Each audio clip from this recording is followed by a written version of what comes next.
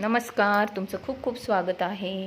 तर हे आहे आमच्या गावातील मर्याई देवीचं मंदिर. इथं पौर्णिमेला आखाड्याच्या महिन्यात पौर्णिमेला गावबाहेर निघतं अशी प्रथा आहे आमच्या इथं. सगळी लोकं पुरणपोळीचा स्वयंपाक करून इथं येऊन जेवण करतात ह्या मंदिराच्या तिथं.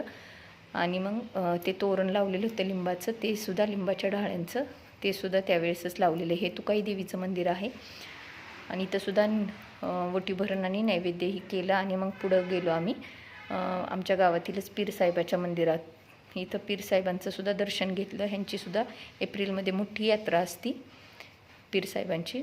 त्यांचं दर्शन घेतलं. आता त्या मंदिराच्या ठिकाणी खूप सुधारणा झालेली आहे. बाहेर झाडंही लावलेली आहेत. सुरुवातीला असं नव्हतं, मंदिर खूप छोटंसंच असं होतं, पण आता छान केलेलं आहे तिथं. मग खूप छान वाटत होतं. मोठी मोठी झाडं पण झाली होती. आणि हे आहे आमच्या बारडेश्वराचं मंदिर.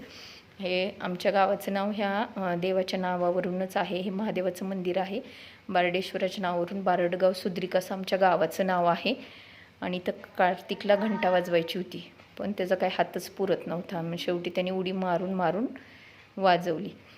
आणि मग नंतर मंदिर बंद होतं. इथं पण तोरण लावलेलं आहे. हे पौर्णिमेला सगळ्या देवांच्या ठिकाणी तोरण लावलं जातं असं.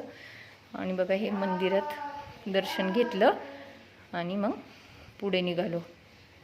हे लक्ष्मी आईचं मंदिर आहे. इथं पण ओटीभरण नैवेद्य केला आणि पुढं आलो. पुढं बिगवनच्या अलीकडं थोडंसं इथं रेल्वे रुळ आहे.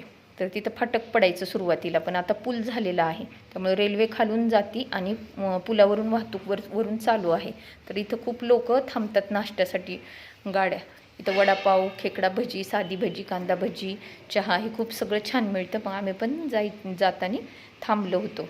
आम्ही इथं खेकडा भजी घेतली होती. थोडी पेटपूजा केली. धन्यवाद.